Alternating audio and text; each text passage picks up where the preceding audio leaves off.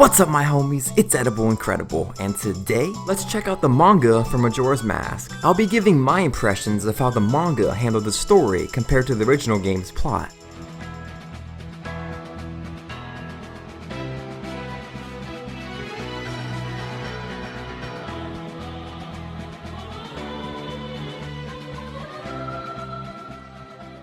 Naturally, any rehashing of Majora's Mask will have its own direction, mainly because of the game's storytelling approach and how it forces the player to relive these 3 days. You'll return to the first day at least a handful of times, depending on how many masks you want to collect. But in the manga, for example, Link only turns back time once, so the amount of characters he meets throughout his adventure compared to the actual game are easily limited. Remember, this of course isn't canon, but officially licensed by Nintendo, so interesting nonetheless. And with that out of the way, let's start where this tale begins. As we know, the game jumps right into Link's encounter with Skull Kid, but the manga introduces the Happy Mask Salesman and how Skull Kid got his hands on Majora's Mask. The Happy Mask Salesman explains how the mask possesses an evil power directly in front of Skull Kid, as if he's urging him to steal it. He even mentions how he's not supposed to tell anyone even though he just did. So obviously Skull Kid snatches it and runs off. Then we get the introduction to Link, which oddly takes place in Hyrule.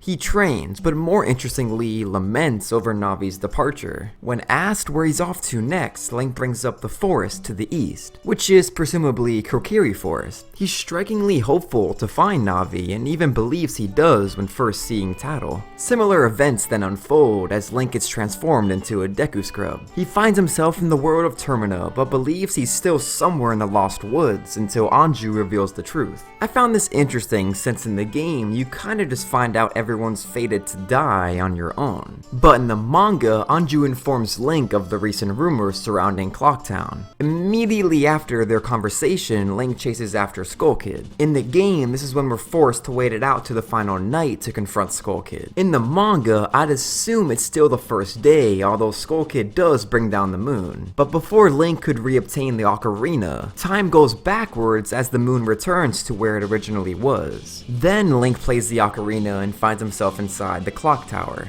officially restarting the 3-day cycle. I'm not sure how time was reversed prior to Link playing the Song of Time, but my best guess is that the Goddess of Time may have pulled some strings to give Link time to rewrite history. Link's realization that everyone he met 3 days ago now has no recollection of him hits Link pretty hard in the manga. He even wishes he lost his own memory after Anju saw him as a complete stranger. Upon entering Woodfall, Link almost dies to some poisonous water, but luckily he's saved by the help of the monkeys. They inform Link of the monster who captured the Deku Scrub princess. Without hesitation, Link heads for the Deku Palace. Instead of the monkeys being the ones locked up for the princess's disappearance, a couple of random animals are in the manga. Then even Link is tied up as Odawa himself bombards the palace. Yet again, those clutch monkeys save Link's life and untie him from a burning stake. Odawa stands no chance against Link, but on a cool side note, the Deku mask resembles, apparently, the Deku King's deceased son, who was explained as the princess's love interest in the manga. This deceased Deku Scrub isn't mentioned by the princess nor the Deku King in the actual game. Next up is Snowhead. Of course, it doesn't go into as much detail as the game, but overall, the plot for this area is quite similar. One thing I want to point out though is the goat battle, which takes place outside on a snowy mountain. The way Goron Link finishes him off is so sweet. He grabs Goat by his horns and tosses him off a cliff.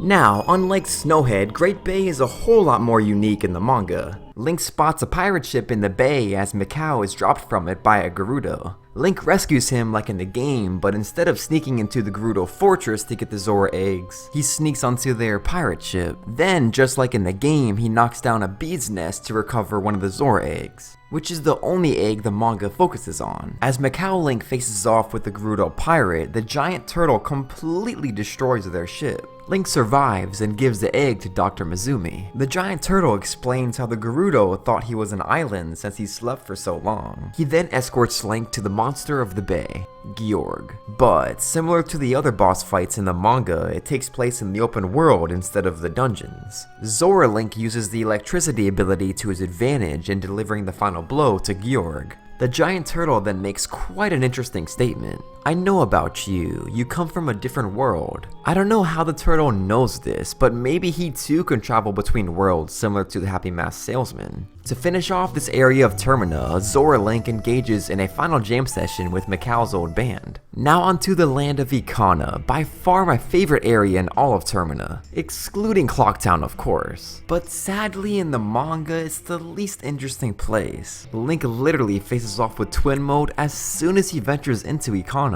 I was expecting at least a little build up, involving either the Ikana Castle mini-dungeon with the Ancient King's ghost, or even revolving around Pamela and her cursed dad. So after he defeats Twin Mode, Link locates a letter written to Anju from Kafei. He brings it to her, then her grandma goes on about the giants, making Anju's grandma another mysterious character just in terms of the knowledge she holds. Link then spots the same boy who left the letter. Of course it's Kafei, who was turned into this boy by Skull Kid. As he explains his side of the story, we get a shot of the Happy Mask Salesman just smiling as he eavesdrops on their conversation, which once again makes me feel like he's in it just to witness this conflict between the hero and Majora. They're off to confront that demon, now for the real show. Kafei is convinced to take on Skull Kid with Link in the manga since he wants to return to normal before seeing Anju again. In the game, we only see Link and Tatl atop the clock tower with Tail and Skull Kid. In the manga, Kafei doesn't just follow Link, Anju appears shortly after too. Ironically seeing Kafei again in front of the one who started all their troubles in the first place. Majora, who ditches Skull Kid and enters the moon just like in the game. But Majora did so because of the giants ruining his plans of causing Termina's downfall. The difference in the manga is that Link doesn't use the Ocarina to call for the giants. He instead lets out a scream in realization of how far he's come and how powerless he currently feels. This totally reminded me of a couple moments from two of my favorite anime, where a protagonist feels like they've lost, so they let out a scream that actually ends up solving everything. In short, Link's scream is what alerts the four giants. We then get a little backstory of why Skull Kid resorted to Majora's Mask. The giants left him, which caused him to believe that no one liked him. The mask became his only friend. Before Majora's Mask entered the moon, it offered to play tag with Link and gave him the Fierce Deity Mask. Just like in the game, except he turned into the Fierce Deity prior to exploring the inside of the moon. Link defeats Majora by ripping off his tentacle arms to create an opening to deliver the final blow with none other than the Fierce Deity Sword. The final scene is similar to the game, with Anju and Kafei's wedding and the farewell to Tatl, Tail, and Skull Kid. But as Link leaves Termina and rides off into the Lost Woods in the manga, he enthusiastically says to Epona, "Let's go find Navi." Before I end things off, I briefly want to touch on a side story that concludes this manga, which entails the creation of Majora's Mask. A monster in a deserted land spots a warrior. This warrior, presumably the Fierce Deity, plays a drum to grant the monster's wish. This wish is simply to make time flow. I suppose this land is stagnant in terms of time. The warrior plays his drum for 3 days, and on the 4th morning, the monster drops dead, and so does his land. Only the monster's armor remained, and the warrior carved a mask out of it to seal its power away, which in turn created Majora's Mask, or at least that's how the author envisioned it. Overall, this manga was worth the read. Sure, the land of Ikana was lackluster at best, but a lot of Link's reactions to certain things were quite interesting. Like how he wanted to lose his memory after realizing he went back in time, or his scream which ended up alerting the giants, and of course just how passionate he was in finding Navi. Nintendo, can we just get a sequel already? So I've yet to read A Link to the Past, both Oracle games, Minish Cap, and Phantom Hourglass. If you'd like to see me do a similar kind of video for any of those mangas, feel free to let me know. And as always, I hope you all stay hype. Peace!